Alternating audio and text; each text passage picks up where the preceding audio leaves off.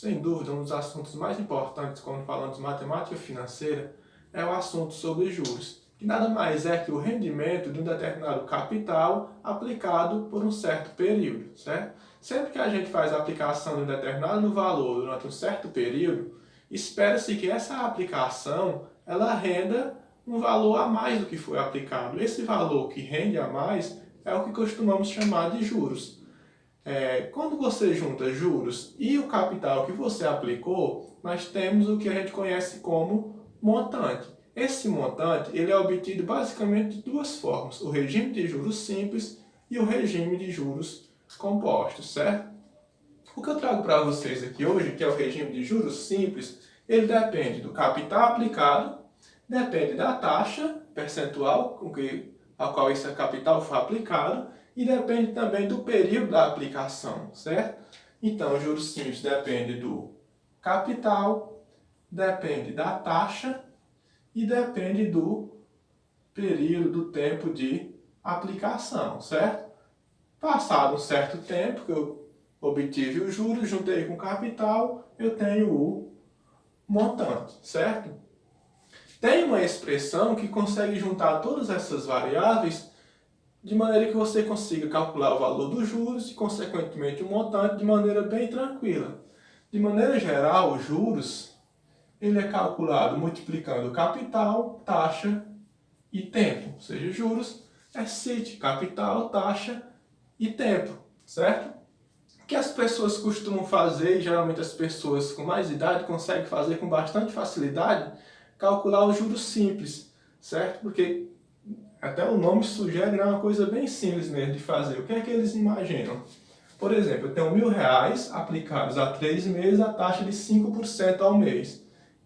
Eu quero saber qual o montante, ou seja, qual é o valor final que eu terei no final da aplicação. As pessoas pensam da seguinte maneira: olha, são 3 meses, a taxa é igual aos 3 meses.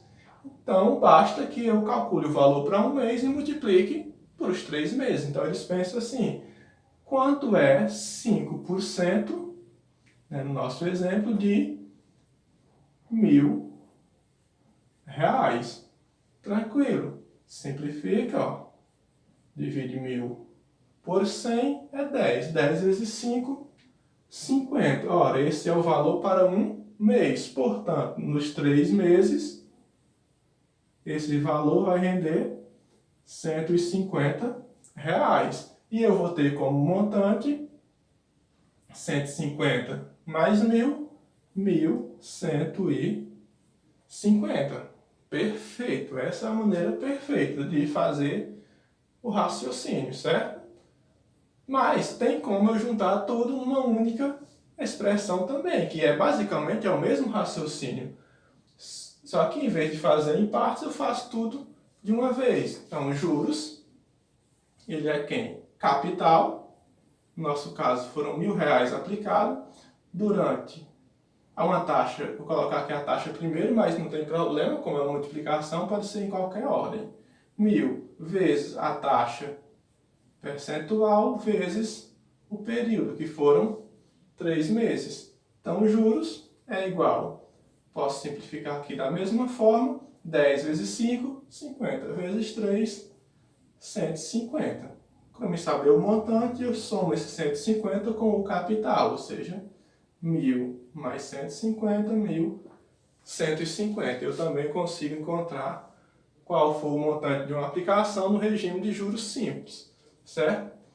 A expressão, a gente consegue calcular qualquer uma dos quatro valores aqui. Se eu tiver o capital, a taxa e o tempo, logo eu consigo saber qual foi os juros. Se eu tenho, por exemplo, qual foi o capital e qual foi a taxa, e os juros, eu sei qual foi o tempo da aplicação. Se eu tenho a taxa, o tempo e os juros, eu consigo saber qual foi o capital aplicado também. Então, a expressão, a gente consegue descobrir qualquer um dos 4 valores tendo os outros 3, certo?